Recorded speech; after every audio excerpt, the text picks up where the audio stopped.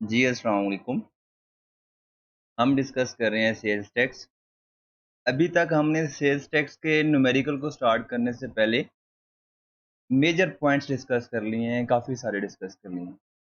लेकिन अभी भी हमारे कुछ पॉइंट्स पेंडिंग हैं, कुछ कॉन्सेप्ट्स पेंडिंग हैं, जो न्यूमेरिकल को स्टार्ट करने से पहले उनकी अंडरस्टैंडिंग होना बहुत ज़रूरी है। क्योंकि अगर एक न्यूमेरिकल अगर 20 मार्क्स का आता है या 17-18 मार्क्स का आता है, तो उसमें से 7 टू 8 मार्क्स जो हमारे पेंडिंग पॉइंट्स हैं उससे रिलेट कर रहे होते हैं। उनमें से 7 टू 8 मार्क्स हमारे इन पॉइंट्स में से क्या होते हैं, टेस्ट हो रहे होते हैं न्यूमेरिकल के अंदर। टोटल हमारे जो पॉइंट्स पेंडिंग है वो 7 पॉइंट्स हैं। तो उन 7 में से जो 6 पॉइंट्स हैं हम इसी वीडियो में डिस्कस करेंगे। और एक पॉइंट जो है जो मैंने हाईलाइट किया हुआ है, इनपुट टेक्स्ट नॉट एडमिसिबल, ये हम इससे नेक्स्ट सेपरेट वीडियो बनाकर उसमें क्या करेंगे, डिस्कस करेंगे। क्योंकि जो हम जो हाईलाइटेड पॉइंट है ये काफ़ी डिटेल में डिस्कशन रिक्वायर करता है। और इसकी अंडरस्टैंडिंग होना काफ़ी ज़रूरी है, क्योंकि आपकी एडजस्टमेंट्स 4 से 5 नंबर की जस्ट पॉइंट नंबर 5th में से आ रही होती हैं। तो उसको हम इस वीडियो में अगर इंक्लूड करते हैं तो हमारी वीडियो बहुत लेंथी हो जाएगी, तो आपको भी देखने का दिल नहीं करेगा और मैं भी पढ़ा पढ़ा के थक जाऊँगा। तो इसलिए हम इसको नेक्स्ट वीडियो में क्या करेंगे, डिस्कस करेंगे। तो फर्स्ट जो हमारा आज डिस्कशन हमने करनी है जिस पॉइंट पे, वो है डेबिट एंड क्रेडिट नोट। अगर आप फ्रेशर हैं, फर्स्ट टाइम पढ़ रहे हैं, तो आप इंशाल्लाह भी इसका अंडरस्टैंडिंग डेवलप कर लेंगे। आपको मैं काफ़ी ईज़ी करके समझाऊँगा ताकि आपको इसको अंडरस्टैंडिंग डेवलप हो जाए और आप पेपर में इसको अटेम्प्ट कर सकें। और अगर आप रिपीटर हैं, सेकंड टाइम अटेम्प्ट दे रहे हैं, या आप ऑलरेडी इस कॉन्सेप्ट को पढ़ चुके हैं और दोबारा पढ़ रहे हैं, अब यहाँ से सुन रहे हैं, तो इंशाल्लाह आपकी जो भी मिसकंसेप्शंस होंगी, जो आपको थोड़ी बहुत इश्यूज़ होंगे इस कॉन्सेप्ट को लेकर, वो क्या हो जाएँगे, क्लियर हो जाएँगे। तो ये छोटा-सा पॉइंट है, ये आपको थोड़ा बहुत स्टूडेंट्स को, क्योंकि मैं भी स्टूडेंट रहा हूँ, मैंने ये कॉन्सेप्ट सब्जेक्ट पढ़ा हुआ है, और थोड़ी बहुत आपको ना इसमें कन्फ्यूजन होती है। तो इसको मैं आपकी अकाउंटिंग के नॉलेज से साथ रिलेट करके, क्योंकि आपने अकाउंटिंग में भी सेल्स परचेज़ आपने रिकॉर्ड करना सीखी होती है, आपने पढ़ी होती हैं, sales day book, purchase day book. तो उससे मैं रिलेट करके आपको थोड़ा बहुत पढ़ाऊँगा, ताकि ना ये जो चीज़ है, पहला कॉन्सेप्ट है, आप आपका यहाँ पर क्या हो जाए, वो क्लियर हो जाए। ये आपके स्टडी टेक्स्ट के पॉइंट में से आते हैं कि वो क्या कहता है। अब adjustment of debit and credit note होता क्या है? आपको पता है कि अगर आप परचेज़ करते हैं तो आप परचेज़ रिटर्न भी करते हैं। अगर आप सेल्स करते हैं तो आपको सेल्स रिटर्न भी होती हैं। तो सेल्स रिटर्न और परचेज़ रिटर्न के अगेंस्ट जो के केस में जो बिज़नेसेस डॉक्यूमेंट्स इश्यू कर रहे होते हैं, उसको हम क्या कहते हैं, डेबिट एंड क्रेडिट नोट कहते हैं। अब कौन सा नोट किस टाइम पे इश्यू करना है, किस टाइम पे वो डॉक्यूमेंट, वो नोट, क्रेडिट या डेबिट नोट जनरेट करना है, वो अभी हम इस वीडियो में सीखेंगे। तो पहला पॉइंट हम देखते हैं कि adjustment of debit and credit notes को हम किस तरह से हमने डील करना है। वन बाय वन सारा कुछ करते हैं।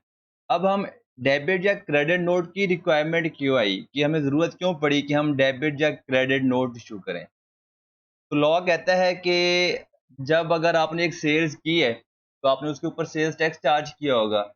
और हम क्या करते हैं, एक मंथ की सेल्स जो हमने की होती है, वो हम क्या करते हैं, एक मंथ का हमारा टैक्स पीरियड होता है, हम गवर्नमेंट को सेल्स टैक्स रिटर्न फाइल करके टैक्स पे कर देते हैं।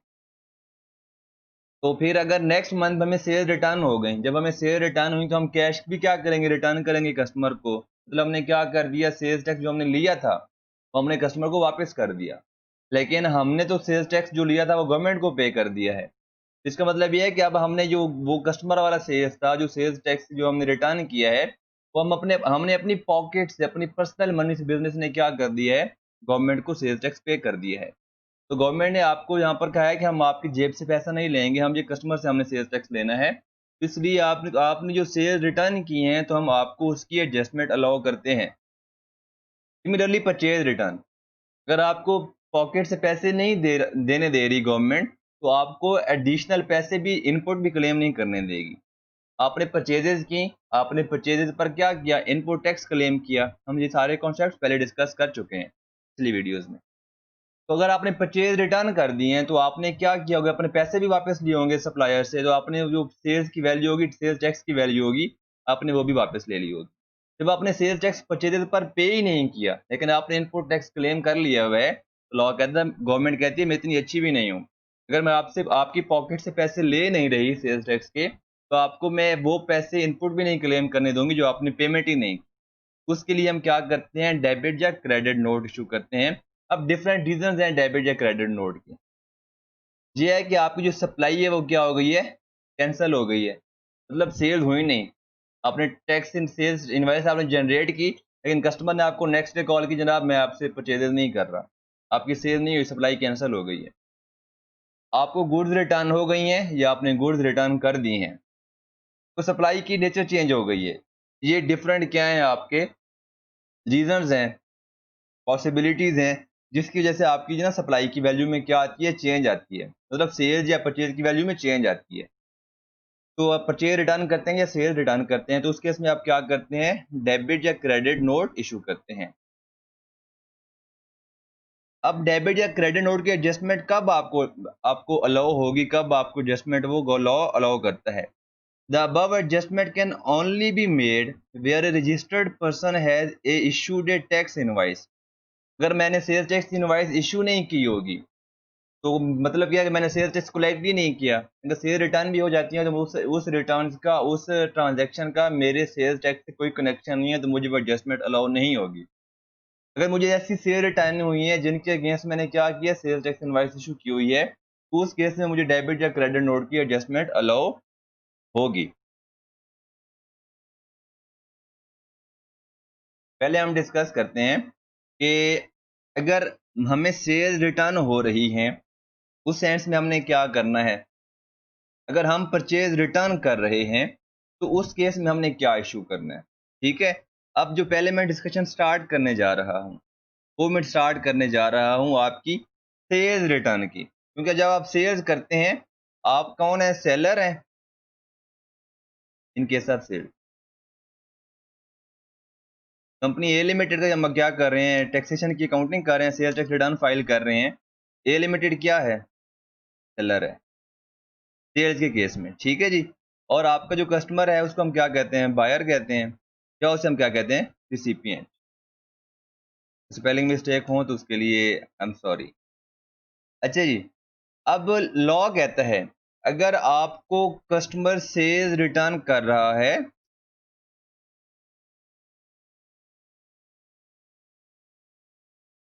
In case of sale return the customer shall issue a debit note। Customer कह दें या बायर कह दें या रेसिपिएंट कह दें, वो क्या करेगा, डेबिट नोट इशू करेगा। अब उस डेबिट नोट एक डॉक्यूमेंट जस्ट लाइक इनवाइस है, उसको हमने क्या किया, जैसे एक सेल्स इनवाइस है, एक डॉक्यूमेंट है, उसको हम सेल्स इनवाइस का नाम दिया हुआ है। सिमिलरली डेबिट नोट भी एक डॉक्यूमेंट है, जिसपे आप क्या क्या बताएंगे, क्या क्या रिक्वायरमेंट है, देखते हैं। In case a registered person has made a supply and such supply और part thereof is cancelled और रिटर्न। अब हम रजिस्टर्ड पर्सन हैं, हमने सप्लाई की मतलब सेल्स की, या तो हमें पूरी की पूरी सेल्स रिटर्न हो जाएंगी, या उसका कोई पार्ट, मतलब अगर 1 लाख की सेल्स हमने की हैं, तो उसमें से 80,000 की रिटर्न हो रही है, तो उसका पार्ट रिटर्न हो रहा है। तो अगर उस केस में the buyer or the recipient shall issue a debit note, ठीक है, in respect of such supply और पार्ट देयर ऑफ, जितनी अमाउंट की वो सेल्स टैक्स हमें रिटर्न कर रहा होगा, उतनी अमाउंट को क्या करेगा, डेबिट नोट जनरेट करेगा। फॉर एग्जांपल डेबिट नोट में हम कहते हैं कि वो बताएगा जी मैंने टोटल 20 क्या कहते हैं 20 यूनिट्स हैं, उनकी जो वैल्यू है 15 रुपीज़ पर यूनिट है, टोटल बन जाएंगे 300 रुपीज़, या 300 रुपीज़ बनते हैं, उन पर सेल्स टैक्स की अमाउंट बनती है 300 मल्टीप्लाई बाई 0.7 आपकी कितने बन गए 351, टोटल अमाउंट जो होगी हमें क्या करनी होगी, रिटर्न करनी होगी। ये हमारे पास क्या होगी 351 की, हमें ये लेट्स सपोज डेबिट नोट हमें मिल गया। ये इसने लाजमी बताना है, क्योंकि जो हमने सेल्स की थी वो 15 रुपए पर यूनिट के हिसाब से सेल्स की थी, एटसेट्रा एटसेट्रा। और उसने उस डेबिट नोट के ऊपर क्या करना है, वैल्यू ऑफ सप्लाई बतानी है। जैसे मैंने यहाँ पर क्या कैलकुलेट किया है, 20 यूनिट्स हैं, 15 रुपीज़ पर यूनिट है, 300 रुपीज़ वैल्यू ऑफ सप्लाई है। हम वैल्यू ऑफ सप्लाई पे क्या करते हैं, हमने सेल्स टैक्स चार्ज किया होगा, टोटल अमाउंट जो हमने उसे पैसे लिए होंगे, कितने लिए होंगे 351 लिए होंगे। और हमने उसके क्या करना है, उस डेबिट नोट के ऊपर name and the registration number of the recipient. अगर हमारा कस्टमर ने उस डेबिट नोट के ऊपर उसने अपना नाम बताना है, कंपनी का नाम क्या है, बिजनेस का नाम क्या है जिसको हमने सेल किए हैं, एंड अपना जो रजिस्ट्रेशन नंबर है उसने वो भी बताना है। रजिस्ट्रेशन नंबर कौन सा होता है? आपका sales tax registration number. Next point, कौन सा document requirement and information debit note के ऊपर? Name and registration number of the supplier, मतलब हमारा, क्योंकि हमने सप्लाई की थी तो हमारी क्या रिक्वायर्ड है? Name and registration number. क्योंकि जब हमने सेल्स की होंगी, हमने सेल्स टैक्स इनवॉइस जनरेट की होगी, तो लॉ कहता है कि जो बंदा डेबिट नोट इशू कर रहा है, सेल रिटर्न कर रहा है, उसने उस डेबिट नोट पर बताना है कि जो सेल्स रिटर्न कर रहा है, जब इसने एक्चुअल सेल्स हुई थी, जब उसने परचेज की थी, उसने उस इनवॉइस का नंबर बताना है, सेल्स टैक्स इनवॉइस का। रीजन भी बताना है कि जनाब मैं क्यों रिटर्न कर रहा हूं। और जो बंदा क्या कर रहा है, डेबिट नोट इशू कर रहा है, उसने क्या करना है? स्टैम्प भी करना है और सिग्नेचर भी करना है कि जी जनाब मैं ये क्या कर रहा हूं, डेबिट नोट इशू कर रहा हूं और सेल रिटर्न कर रहा हूं। तो उस केस में आपको क्या ट्रीटमेंट अलाउ होगा? अब आपने पहले क्या किया होता है, जब आप सेल टैक्स की वर्किंग कर रहे होते हैं, आप आउटपुट टैक्स किस तरह कैलकुलेट करते हैं? आपको मैंने लास्ट वीडियो थोड़ा बहुत बताया था। आप कहते हैं सप्लाईज टू रजिस्टर्ड पर्सन। आप कहते हैं कि हमने जो सप्लाईज की टोटल 5 मिलियन की हैं, ये उनकी वैल्यू है, वैल्यू ऑफ सप्लाईज है। आपको पता है कि हम वैल्यू को क्या करते हैं? रेट से मल्टीप्लाई करते हैं। रेट हमारा है 17%। आपका जो सेल्स टैक्स बनेगा कितना बनेगा? ये आपका बनेगा 8,50,000 रुपए। ठीक है। अब हमने जो डेबिट नोट इशू किया है, या हमने जो भी रिटर्न किए हैं, हमें जो सेल रिटर्न हुई हैं,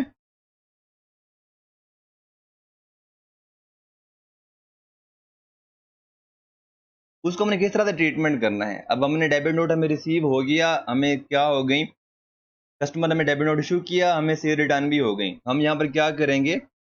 सेल रिटर्न, ठीक है, कितनी अमाउंट रिटर्न हुई है हमें? 300 रुपीज सेल, उसकी वैल्यू है 300 रुपीज। क्या है? उस डेबिट नोट की वैल्यू ऑफ सप्लाई है। उस पर रेट कितना था? 17% था।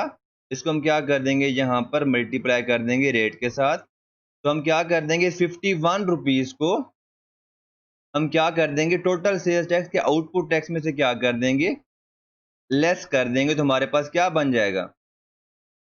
Net output tax. अब आपको समझ आई कि हम ये क्यों डेबिट नोट इशू कर रहे हैं? क्योंकि जो हमने सेल्स टैक्स रिटर्न कर दिया है कस्टमर को, हम गवर्नमेंट को क्यों पे करें?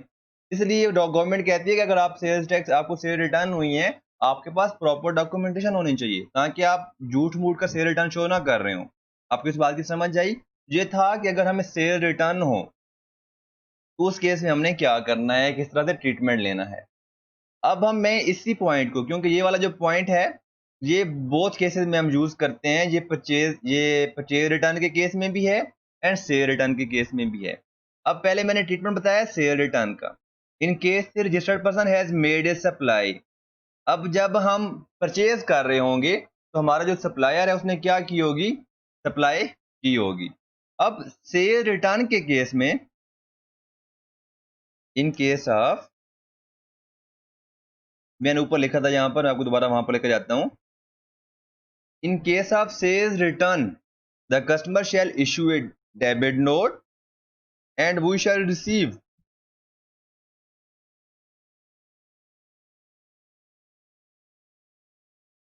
Debit note. ठीक है। And in case of return by us, अब आपने इस बात को समझना है, मैं आप चीज को रिलेट करने लगा हूं, आपस में लिंक करने लगा हूं। In case of purchase returns by us, we shall issue debit note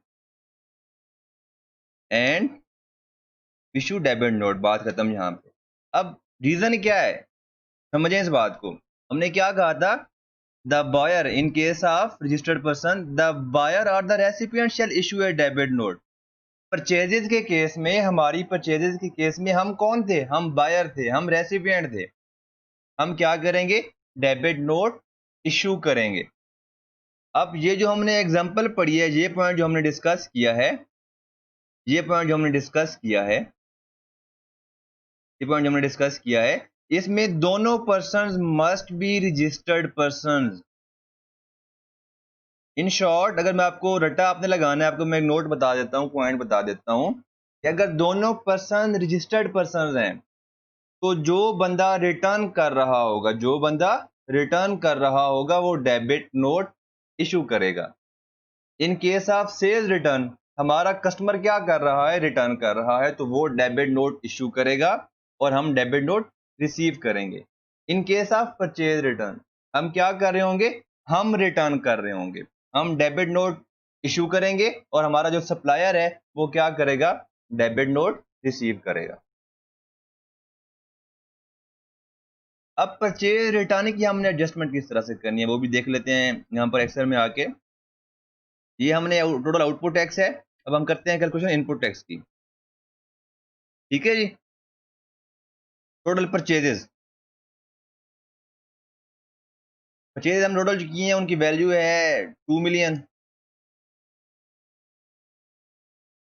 आपको पता है हमारा रेट क्या है, 17% हमने टैक्स पे किया होगा, 17%। हम क्या कर देंगे, सेल्स टैक्स जो हमने पे किया होगा वो क्या कर देंगे, यहाँ पर कैलकुलेट कर देंगे, 3,40,000 रुपये। ठीक है, अब हमने क्या किए हैं, परचेज रिटर्न किए हैं, यूनिट्स थे 500, पर यूनिट प्राइस थी 15 रुपीज। टोटल कितनी वैल्यू हो गई हमारी, परचेज वैल्यू सप्लाई वैल्यू कितनी हो गई, ये हमारे होंगे 500 मल्टीप्लाई बाय 15, 7,500 रुपये। हम क्या, हमने हमारे सप्लायर ने क्या किया होगा, इसके ऊपर 17% सेल्स टैक्स चार्ज किया होगा। आप अगर मेरे साथ साथ हैं, कोई इशू है तो आप कमेंट्स में बाद में डिस्कस कर सकते हैं। तो जो सेल्स टैक्स हमने, हमें जो पैसे टोटल, हमें जो टोटल पैसे रिटर्न हुए होंगे, वो कितने रिटर्न हुए होंगे, जी मैं बता देता हूँ। ये आपका है पर यूनिट रेट, ये वैल्यू, ये सेल्स टैक्स, ये टोटल वैल्यू, टोटल जो इनवाइस की वैल्यू होगी जो हमने वापस रिटर्न लेने हैं, 7500 जो टोटल वैल्यू जो हम उसके ऊपर सेल्स टैक्स पे किया है 8,775 रुपए। अब देखें मैंने क्या कर लिए हैं, परचेज रिटर्न कर दिए हैं, जो मैंने इनपुट टैक्स पे, अब इस देखें इन परचेजेस के अंदर सारी की सारी क्या होंगी, परचेजेस इंक्लूडेड होंगी। ठीक है ना, सारी की सारी परचेज इंक्लूडेड होंगी। आपको पता है हम परचेज रिटर्न का सेपरेट अकाउंट बनाते हैं अकाउंटिंग के अंदर। ठीक है, हमने परचेज रिटर्न किए हैं, तो अब जो मैंने इनपुट टैक्स पे किया था मैंने वो वापस रिटर्न ले लिया है, इसलिए लॉ कहता है तो आपने क्या करना है, परचेज रिटर्न आपने 7500 क्या है, आपकी परचेज की वैल्यू है, आपने क्या करना है, वापस दे रहे हैं ना, आपकी परचेजेस कम होंगी, रेट कितना है सेम, आपने क्या करना है यहाँ पर,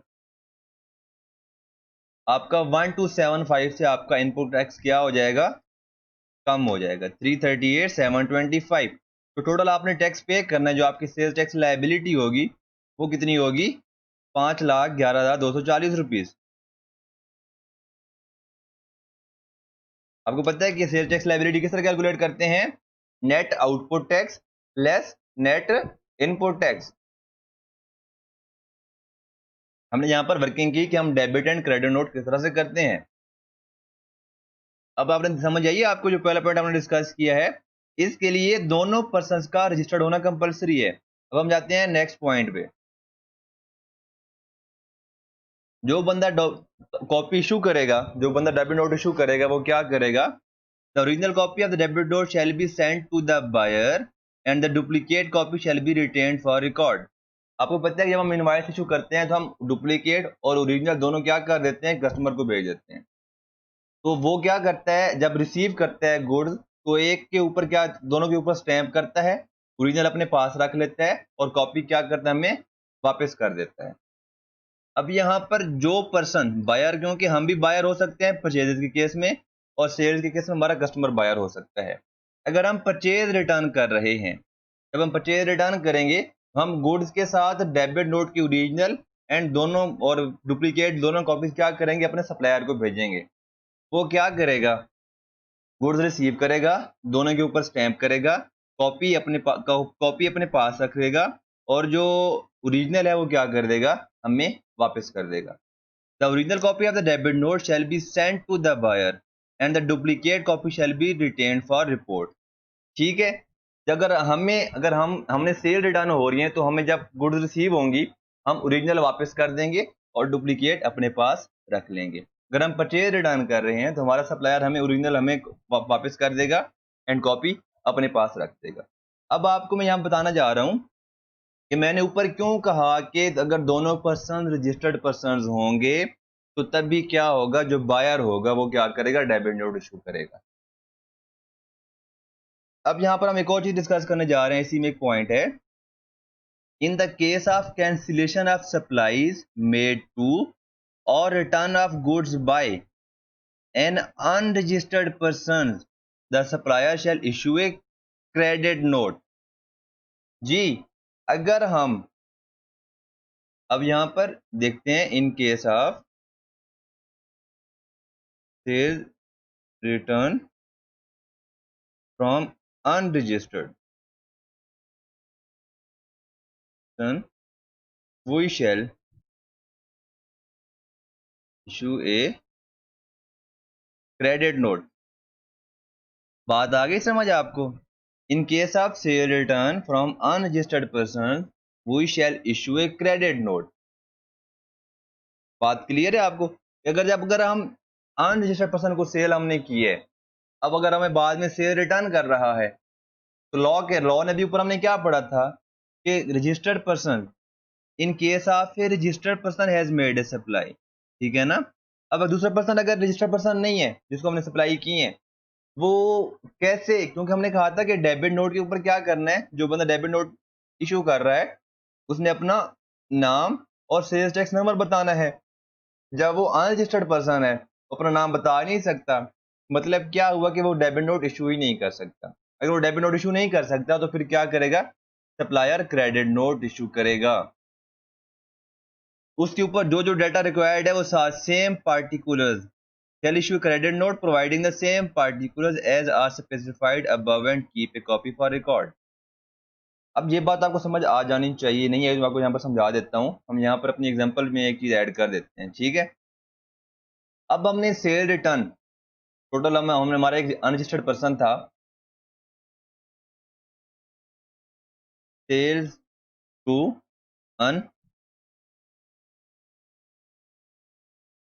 अनरजिस्टर्ड पर्सन। ठीक है, हमने सेल्स कितनी की उसको, 1500 यूनिट हमने सेल्स किए। पर यूनिट हमारी कॉस्ट थी 150 पर यूनिट, सेल प्राइस थी हमारी। टोटल हमारी जो सेल्स वैल्यू थी वो थी 1500 मल्टीप्लाई बाय 150, और ये 150 था, ये बन के मेरे पास 2,25,000 रुपए। ये वैल्यू ऑफ सप्लाई है। वैल्यू ऑफ सप्लाई आपको पता है कि सेल्स टैक्स हम किस तरह कैलकुलेट करते हैं, value of supply multiply by rate. तो मैं रेट से मल्टीप्लाई करता हूँ, यहाँ पर रेट कितना है 17%, एंड हमारे पास यहाँ पर क्या आ जाएगा, सेल्स टैक्स आ जाएगा। ये मेरे पास बनता है मल्टीप्लाई बाय दिस 36,250 रुपए।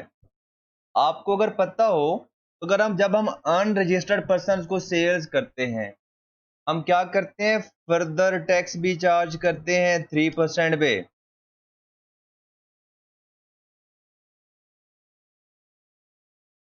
पता याद है आपको, हमें ये डिस्कस कर चुके हैं कि अनरजिस्टर्ड पर्सन को हम सेल करते हैं तो फर्दर भी 3% टैक्स चार्ज करते हैं। क्या करेंगे, 0.03 6,750 रुपए। अब टोटल सप्लाई की वैल्यू कितनी होगी, क्योंकि मैंने तो अब जब मैं एक पर्सन को सेल कर रहा हूँ, कस्टमर को सेल कर रहा हूँ, मैंने उससे पैसे भी लेने हैं। टोटल जो मैंने पैसे लेने हैं, टोटल इनवाइस वैल्यू जो मैं total sales tax invoice issue करूंगा,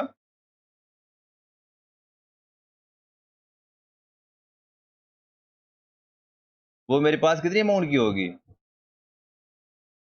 वो होगी value of supply plus sales tax. 2,70,000 मैंने क्या किए, कस्टमर से रिसीव कर लिए। अब कस्टमर उस अनरजिस्टर्ड पर्सन ने क्या किया है, मुझे 500 यूनिट रिटर्न कर दिए। अब मैंने क्या किया होगा, we shall issue credit note. आगे बात समझ की। अब हमने क्या करना है, अब लॉ क्या कहता है, आप क्रेडिट नोट इशू करेंगे तो आपको पता है हम यहाँ पर 500 यूनिट्स, हम ये ज्यूम करते हैं कि जो आउटपुट टैक्स है, जो सप्लाईज है, जो सेल्स हैं, इसके अंदर वो सेल्स भी शामिल हैं जो मैंने यहाँ पर एग्जांपल लिए, ठीक है ना, शामिल हैं। अब 500 यूनिट्स क्या हो गए मेरे यहाँ पर वापस हो गए हैं, ये और एक सेल रिटर्न आ गई है, 500 यूनिट्स हैं, इसकी वैल्यू कितनी होगी मेरे पास यहाँ पर, तो हमने यहाँ पर क्या लेनी होती है, वैल्यू ऑफ सप्लाई लेनी होती है, 500 मल्टीप्लाई बाय 150, 75,000 रुपये मेरे पास क्या बनते हैं, वैल्यू बनती है। और मैंने क्या करना है इसके ऊपर 0.17। आपके माइंड में यहाँ पर एक क्वेश्चन आना चाहिए,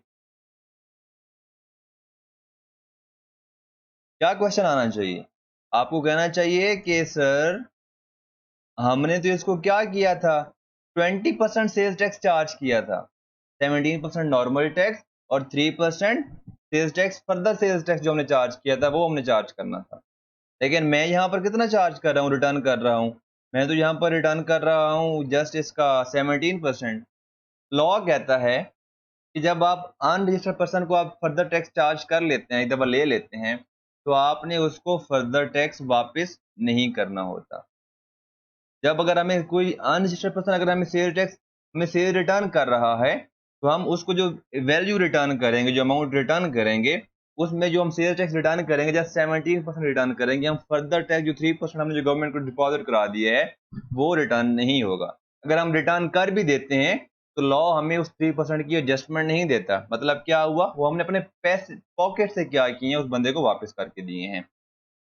ये हमारी एडजस्टमेंट थी इस पॉइंट की। अब आपको ये पॉइंट भी क्लियर हो गया होगा जी। अब एक तो था कि सेल रिटर्न, क्या आपको रिटर्न हुई है या क्या कुछ सीन हुआ है, आपने क्या किए हैं उसको रिटर्न किया है। अब एक दूसरा ऑप्शन क्या है कि किसी और रीजन की वजह से आपकी जो सप्लाई की वैल्यू वो क्या हो रही है, चेंज हो रही है। किसी भी रीजन की वजह से आपकी सप्लाई की वैल्यू क्या हो रही है, यहाँ पर चेंज हो रही है। उस केस में आपने क्या ट्रीटमेंट करना, चलें वो अब डिस्कस करते हैं। Where for any valid reason the value of supply or the amount of sales tax mentioned in the invoice issued has increased। गलती से हो जाता है। अब गलती क्या हो सकती है कि आपने 1500 यूनिट, क्या जैसे मैं भी टाइप कर रहा था मुझसे गलती हो रही थी, आपने 1500 यूनिट सेल किए हैं, उसकी एक यूनिट की वैल्यू थी 150 रुपये, ठीक है। तो गलती से क्या हो गया, आपने 1500 लिख दिया फॉर एग्जाम्पल, तो आपकी वैल्यू सप्लाई क्या हो गई, यहाँ पर डिफरेंट डिफरेंट आएगी ना। तो अगर आपकी वैल्यू सप्लाई चेंज हो गई है किसी रीजन की वजह से, आप चेंज, आप उसको करेक्ट करने जा रहे हैं, ठीक करने जा रहे हैं, तो आपने क्या करना है, तब क्या ट्रीटमेंट करना है वो आप देखते हैं। अगर किसी रीजन की वजह से, वैलिड रीजन की वजह से आपकी वैल्यू ऑफ सप्लाई क्या हो रही है, इंक्रीज हो रही है, देन उस केस में the supplier shall issue a debit note. ये ऊपर हमने डिस्कस किया है डेबिट क्रेडिट नोट रिटर्न के केस में, परचेज रिटर्न या सेल रिटर्न या कैंसिलेशन ऑफ सप्लाई के केस में हमने क्या किया, डेबिट क्रेडिट नोट डिस्कस किया है। अब हम डिस्कस करने जा रहे हैं कि किसी और रीजन की वजह से आपकी सप्लाई की वैल्यू अगर चेंज हो रही है, उस केस में अगर आपकी सप्लाई की वैल्यू सेल टैक्स की वजह अगर इंक्रीज हो रही है, तो आप क्या करेंगे, डेबिट नोट इशू करेंगे। डेबिट नोट में आपने क्या करना है, क्या क्या चीज़ें लिखी हुई हैं होनी चाहिए, क्योंकि हम इशू कर रहे हैं तो हमारा नाम और नंबर वगैरह etcetera. The difference of value and sales tax adjustable, जितनी अमाउंट से आपका सेल्स टैक्स इंक्रीज हो रहा है, आपकी वैल्यू इंक्रीज हो रहा है, अपने वो बतानी है। The revised value and sales tax, वही पुरानी बातें जो हमारे पास यहाँ पर हो रही थी। अब इसकी एडजस्टमेंट क्या होगी जी, एग्जांपल लेते हैं। हमने सेल्स की 1500 यूनिट्स, हमारा प्राइस रेट था 150 एंड सो ऑन। ठीक है, जब मैंने सेल्स टैक्स इनवाइस इशू की, मैंने क्या किया, 1500 की बजाय 150 को 150 से क्या कर दिया, मल्टीप्लाई कर दिया। ये मेरे पास क्या बन गई, वैल्यू ऑफ सप्लाई बन गई। समझ आई बात आपको। जब ये वैल्यू सप्लाई बन गई तो मैंने क्या किया होगा, इसी के ऊपर क्या किया होगा, सेल्स टैक्स चार्ज किया होगा 17% पे। ठीक है, जो मैंने टोटल पैसे लिए होंगे अपने सप्लाई कस्टमर से वो कितने होंगे, 26,325 रुपये।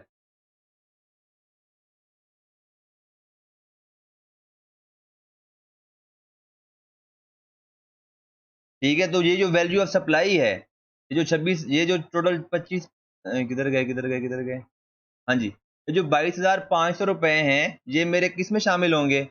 ये मेरे सप्लाईज टू रजिस्टर्ड पर्सन में इंक्लूडेड होंगे। ठीक है, अब मैंने इनके ऊपर सेल टैक्स भी चार्ज किया, यहाँ पर 17% में मेरा ये सेल टैक्स भी यहाँ पर क्या हो गया है, इसमें चार्ज हो गया हुआ है। लेकिन बाद में मुझे रियलाइज हुआ, यार ये तो मैंने गलत एंट्री पास की है। अब मैंने क्या करना है, टोटल मेरे कितने यूनिट्स थे, 1500, मैंने 150 तो ऑलरेडी इंक्लूड कर लिए हैं, तो मेरे रिमेनिंग यूनिट बचते हैं 1350। मेरी पर यूनिट कितनी थी, 150।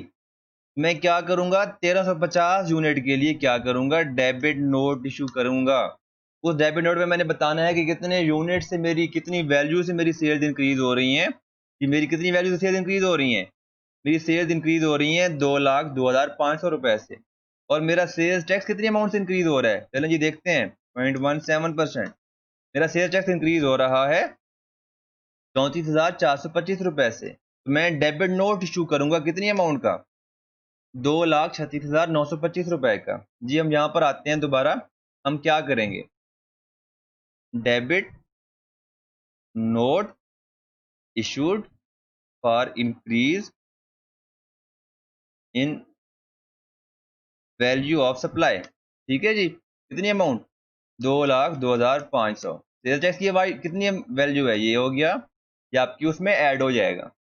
बात क्लियर हुई। सिमिलरली अगर आपकी किसी भी रीजन की वजह से अगर आपकी वैल्यू ऑफ सप्लाई डिक्रीज हो रही है, in the invoice issued has decreased, आपने पहले ज़्यादा चार्ज कर ली थी, अब आपकी डिक्रीज करनी है, आप कम करने लगे हैं, तो सप्लायर जिसने सेल्स की होंगी शैल इशू ए क्रेडिट नोट। तो सेम ट्रीटमेंट होगा जैसे हमने परचेज रिटर्न का ट्रीटमेंट किया था, बिल्कुल सेम ट्रीटमेंट होगा। और यहाँ पर जो डिफरेंस, हम क्या करेंगे, डिफरेंस अमाउंट जो होगी, क्योंकि पहले वाली अमाउंट ऑलरेडी हमारी क्या होती है, उसमें इंक्लूडेड होती है परचेजेस के अंदर, तो हमने डिफरेंस अमाउंट से क्या करना है, उसका ट्रीटमेंट करना है। तो जो हमने क्या किया है, नेक्स्ट एक कॉन्सेप्ट भी डिफाइन कर लिया है। ये हमने जो डेबिट नोट और क्रेडिट नोट इशू किया है, अब मैंने आपको वो पॉइंट्स, ये जो एडजस्टमेंट्स हैं कि सेल रिटर्न किस तरह मैं यहाँ पर एडजस्ट करूंगा, परचेज रिटर्न में किस तरह एडजस्ट करूंगा, फिर अनरजिस्टर्ड पर्सन को मैंने सेल्स किए हैं, रिटर्न हुई है, मैं किस तरह एडजस्ट करूंगा, एंड सो ऑन। मैं यहाँ पर आपको डिस्कस कर चुका हूँ, बता चुका हूँ किस तरह एडजस्ट करेंगे। अब सेम वही पॉइंट वो बुक में आपको बता रहा है कि आपने क्या ट्रीटमेंट करना है अपने डेबिट नोट या क्रेडिट नोट का। पहले उसने सिखाया है कि आपने डेबिट नोट किस तरह से इशू करना है, क्या क्या करना है, वो आपको क्लियर हो गया होगा। अब वो देखते हैं क्या बताता है, the buyer shall not be entitled to claim input tax in respect of supply which has been cancelled और रिटर्न। जी, अब हमने देखा कि अगर मैं परचेज रिटर्न कर रहा हूं, अगर मैंने परचेज रिटर्न कर दी हैं, तो अब उस पे जो इनपुट टैक्स है वो मैं क्लेम नहीं कर सकता। मैंने आपको यहाँ पर करके दिखाया है कि अगर मैं परचेज रिटर्न कर रहा हूँ, उस पर जो मैंने इनपुट टैक्स पे किया था, अब मुझे रिटर्न हो गया है, वो मैं लॉ कहता है आप वो क्लेम नहीं कर सकते। फिर नेक्स्ट पॉइंट में आते हैं, where the buyer has already claimed input tax credit in respect of such supplies, he shall reduce or increase the amount of input tax by the corresponding amount in debit note or credit note। अब इसका क्या मतलब है, for example ये purchases हैं February की, हमने जनवरी में जो परचेजेज की थी उसमें से हमने क्या किए हैं, return from purchase of January. जो मैंने जनवरी में परचेजेज की होंगी उसकी मैंने क्या किया होगा, इनपुट टैक्स आप क्लेम कर लिया होगा। तो लॉ कहता है अगर आपने ऐसी कोई परचेज रिटर्न की है जिसका आप इनपुट टैक्स ऑलरेडी आप क्या कर चुके हैं, क्लेम कर चुके हैं, तो आपने क्या करना है, उस इनपुट टैक्स को अपने इस वाले इनपुट टैक्स से क्या कर देना, लेस कर देना, ताकि आपकी एडजस्टमेंट हो जाए। ठीक है जी, ये बात क्लियर हो गई, ये बात भी क्लियर हो गई। फिर कहते हैं where the supplier has already accounted for the output tax in the sales tax return for the supplies against which debit note was issued subsequently, he may increase or reduce the amount of output tax by the corresponding amount। जी ये बिल्कुल same बात है जो हमने यहाँ पर देखी है। लेट सपोज ये सप्लाईज हैं फेब्रुवरी की, ठीक है, अब ये जो मैं सेल रिटर्न हो रही हैं, sale return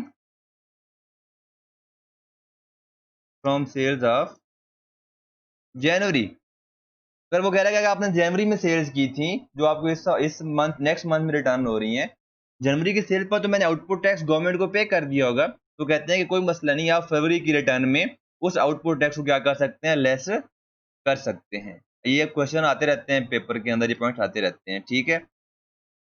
provided that in case of return of supplies by N unregistered person the adjustment can be made against the credit note issued by the supplier। वो कह रहा है कि क्योंकि अनरजिस्टर्ड पर्सन आपको डेबिट नोट तो issue कर नहीं सकता, तो उस केस में आपने जो क्रेडिट नोट इशू किया होता है, आप उसके बेस पे भी क्या कर सकते हैं, एडजस्टमेंट ले सकते हैं। जैसे मैंने आपको यहाँ पर करके दिखाया था, ये आपकी एग्जांपल थी जी, किधर गई, ये थी, ठीक है जी। ये हमारे पास जो 500 यूनिट हमें रिटर्न हुए थे, जिसको मैंने यहाँ पर ट्रीट किया हुआ है, अगर आप देखें तो ये 75,000 वाली जो हमारे पास अमाउंट है, ये हमें कहाँ से रिटर्न हुई थी, ये हमें अनरजिस्टर्ड पर्सन से रिटर्न हुई थी। ये पॉइंट भी क्लियर हो गया। Next, the adjustment before noted which lead to reduction in output tax or increase in input tax can only be made if the corresponding debit note or credit note is issued within 180 days of the relevant supply। in short, कि अगर हम let's suppose मैंने sales की हैं 1 जनवरी को, तो इसका जो मैं सेल रिटर्न अगर 180 डेज के अंदर अंदर होती हैं, विद इन 180 डेज होती हैं, तो फिर मैं इस सप्लाई की जो सेल्स की रिटर्न है वो मैं एडजस्ट कर सकता हूँ। सिमिलरली परचेजेस वो भी मैंने कब किए हैं, 1 जनवरी को किए हैं, तो लॉ कहता है कि अगर आपने 180 डेज के अंदर रिटर्न कर दी हैं, फिर आप क्या कर सकते हैं, उसके इनपुट या आउटपुट टैक्स को क्या कर सकते हैं, एडजस्ट कर सकते हैं। अगर गवर्नमेंट चाहे तो फर्दर भी 180 डेज किसी रेस्पेक्टिव पर्सन को क्या कर सकते हैं, वो अलाउ कर सकते हैं कि आप 1 साल तक क्या कर सकते हैं, रिटर्न क्लेम कर सकते हैं। सो ऑन कोई भी रीज़न हो सकता है। ये आपको ना उन्होंने एक ऑप्शन दे दिया कि आप हमें अप्लाई करें, हो सकता है कि आपको दे दें। अगर आपने शेयर रिटर्न आपको हुई और आप उन शेयर रिटर्न को फर्दर आगे दोबारा सेल कर रहे हैं, तो लॉ कहता है कि आप उसको दोबारा जो नॉर्मल कोर्स ऑफ बिजनेस में आप सेल करते हैं और शेयर रिटर्न चार्ज करते हैं, आप उस तरह क्या करेंगे, उन पर शेयर रिटर्न चार्ज करेंगे। अभी हमने 2 पॉइंट यहाँ पर डिस्कस कर लिए हैं। पहला पॉइंट क्या था, कॉन्सेप्ट हम डिस्कस चुके हैं, डेबिट नोट क्या होता है, क्रेडिट नोट क्या होता है, ठीक है। हम फिर डिस्कस कर चुके हैं कि एडजस्टमेंट ऑफ इनपुट टैक्स या एंड आउटपुट टैक्स हम किस तरह करेंगे। ये जो हमने कि अगर हम स्टे रिटर्न हम किस तरह एडजस्ट करेंगे, परचेज रिटर्न हम किस तरह एडजस्ट करेंगे, ये हमारे क्या थे, नेक्स्ट पॉइंट था। अब डिस्ट्रक्शन ऑफ गुड्स वो क्या चीज़ है। लॉ कहता है कि अगर आपका एक कस्टमर आपको गुड्स रिटर्न करता है, कहता है कि ये डिफेक्टिव गुड्स हैं, अनफिट गुड्स हैं, तो आप उसको दोबारा सेल नहीं कर सकते क्योंकि डिफेक्टिव है, हर कस्टमर आपको रिटर्न कर देगा, आपको वो डिस्ट्रॉय करनी पड़ेंगी। तो लॉ कहता है where any goods are return by the buyer on the ground that the same are unfit for the consumption and are required to be destroyed by the supplier, the goods shall be destroyed after obtaining permission from the collector of sales tax. मतलब ये हुआ कि आप अपनी goods को खुद अपनी मर्जी से डिस्ट्रॉय भी नहीं कर सकते, आपने क्या करनी है, पहले परमिशन लेनी है। और उसके केस में जो आप परमिशन लेने के बाद वो कोई एक बंदा एफबीआर का, सेल टैक्स डिपार्टमेंट का, वो क्या होगा, आपके पास आएगा, वो उसकी प्रेजेंस में आपने क्या करना है, उस गुड्स को डिस्ट्रॉय करना है, ठीक है जी। अगर आप उस गुड्स को आपने डिस्ट्रॉय कर दिया है, क्योंकि आपकी परचेज आपकी सेल रिटर्न है ना, आपने आउटपुट टैक्स भी आपने एडजस्ट कर दिया, अब क्योंकि आपने गुड्स डिस्ट्रॉय कर दिया, फर्दर उनको सेल भी नहीं कर सकते, तो लॉ कहता है एंड द उसका जो इनपुट टैक्स था आपको वो भी अलाउ नहीं होगा। जी अब देखते हैं क्या ट्रीटमेंट है, क्या कहते हैं इसको, न्यूमेरिकल में इसको डिस्कस करते हैं, न्यूमेरिकल में इसको किस तरह ट्रीट करेंगे। Sales return from a customer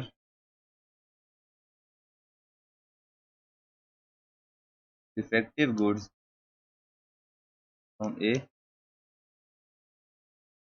sales return of defective goods from a customer, ठीक है जी। प्रॉपर डेबिट नोट इशू हुआ है, कितनी अमाउंट है, 50,000 वैल्यू है, और सेल टैक्स इस पे हमने चार्ज किया हुआ था, लेट्स सपोज 17% ही होगा,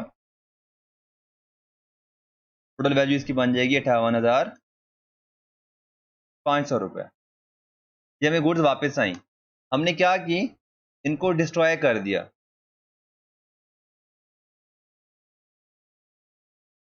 प्रेजेंस ऑफ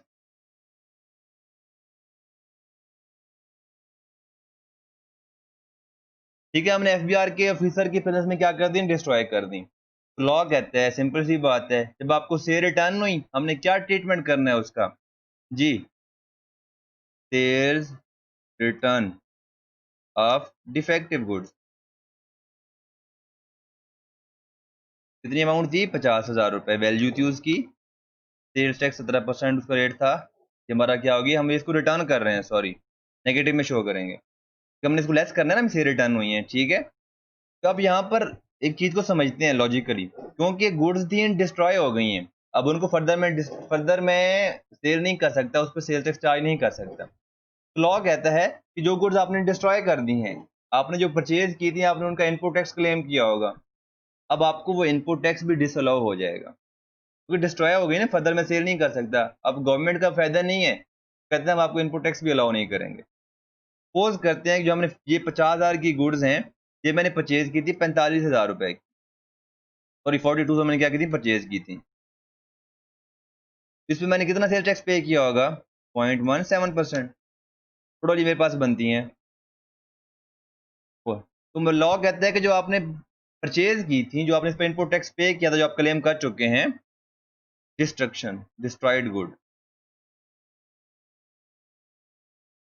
42,000, लॉ कहता है मैं आपको वो भी अलाउ नहीं करूंगा अगर आप सेल्स नहीं हो सकी दोबारा। ठीक है जी, ये क्या था आपका डिस्ट्रक्शन की गुड्स का आपका ट्रीटमेंट था, जो हमने यहाँ पर क्या किया है, डिस्कस किया। फिर नेक्स्ट जो हमने पॉइंट डिस्कस करना है वो है time of claim of input tax, कि आपने कब तक इनपुट टैक्स क्लेम कर सकते हैं कुछ परचेजेस का। अगर आपने एक परचेज किया, आप कब तक उसका इनपुट टैक्स क्लेम कर सकते हैं, ये हमने क्या करना है, अब डिस्कस करना है। चलें देखते हैं कब तक डिस्कस कर सकते हैं, कब तक हम उसको ले सकते हैं जी। इनपुट टैक्स हम ले सकते हैं, the registered person shall not be entitled to input tax from output tax unless, ये कंडीशंस हैं, इन टाइम के अंदर हम क्या कर सकते हैं, उसको अप्लाई, उसको एडजस्ट कर सकते हैं, क्लेम कर सकते हैं। In case of A claim for input tax in respect of taxable supply made in Pakistan, अगर उसके पास टैक्स इनवाइस है उसके अपने नाम पर, उसने उसके ऊपर उसका रजिस्ट्रेशन नंबर भी है, तो उस केस में वो क्या कर सकता है, इनपुट टैक्स क्लेम कर सकता है। अगर गुड्स इंपोर्टेड इन पाकिस्तान है, तो जो duly declared by the custom, जो गुड डिक्लेरेशन रिपोर्ट होती है, जो इनवाइस होती है, अगर उसके पास वो होगी, तब जब वो डिक्लेयर हो जाएंगी गुड्स, तो जब वहां पर वो सेल टैक्स पे कर देगा, उसके बाद वो क्या कर सकता है, उस पर सेल टैक्स क्लेम कर सकता है।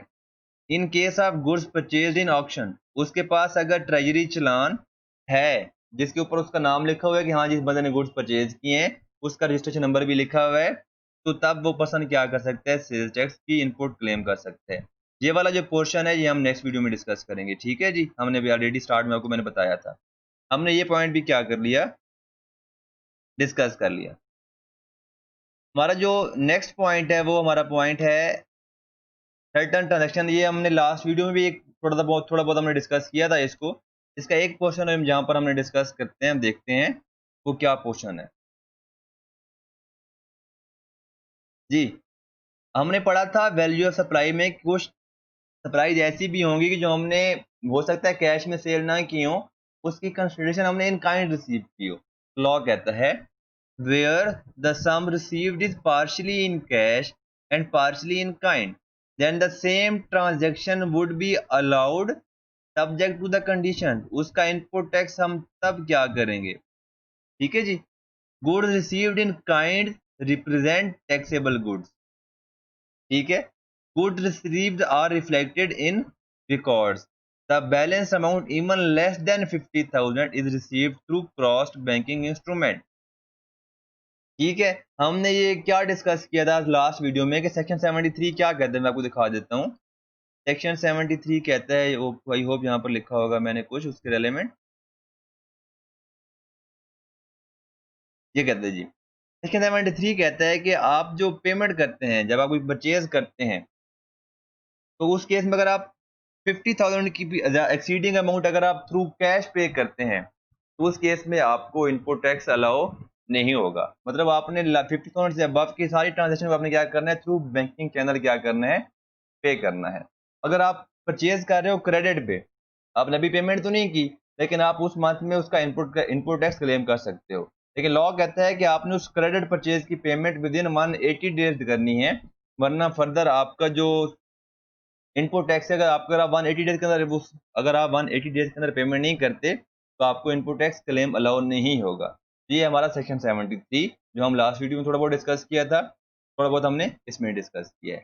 अब हमारा लास्ट टॉपिक है इस वीडियो का, वो है एडजस्टेबल इनपुट टैक्स। कितना इनपुट टैक्स हम एडजस्ट कर सकते हैं और कितना नहीं कर सकते।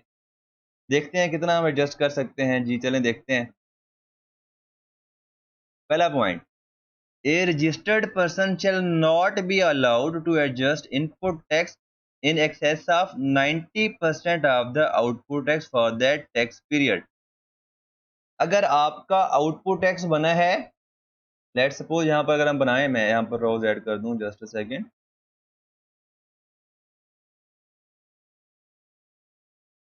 यहाँ पर मेरा जो टोटल आउटपुट टैक्स बना है वो बनता है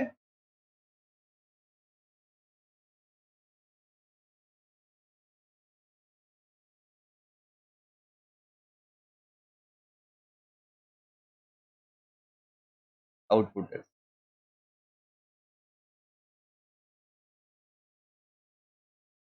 ये मेरा टोटल बनना है, क्या बना है टोटल मेरा, ये इनपुट टैक्स।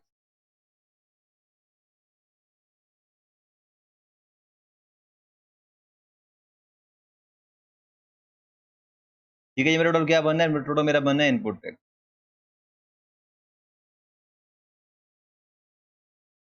लॉ कहता है जो आपका इनपुट टैक्स आपको जो अलाउ होगा, यहाँ पर देखते हैं इनपुट टैक्स अलाउड, वो होगा आउटपुट टैक्स का 90%, 776,812। और जो मेरा एक्चुअल इनपुट टैक्स कितना है, एक्चुअल इनपुट टैक्स वो है मेरा 344, 335। यहाँ पर मैं, यहाँ पर जो मुझे इनपुट टैक्स अलाउ किया गया है वो क्या है, 90% ऑफ आउटपुट टैक्स। अब देखें यहाँ पर जो एक्चुअल इनपुट टैक्स है वो क्या है, 344 है, और जो अलाउ है मैक्सिमम 776 है। मतलब मैं सारे का सारा यहाँ पर क्या कर सकता हूँ, इनपुट टैक्स लेस कर सकता हूँ। मेरी यहाँ पर सेल्स टैक्स लायबिलिटी कितनी होगी,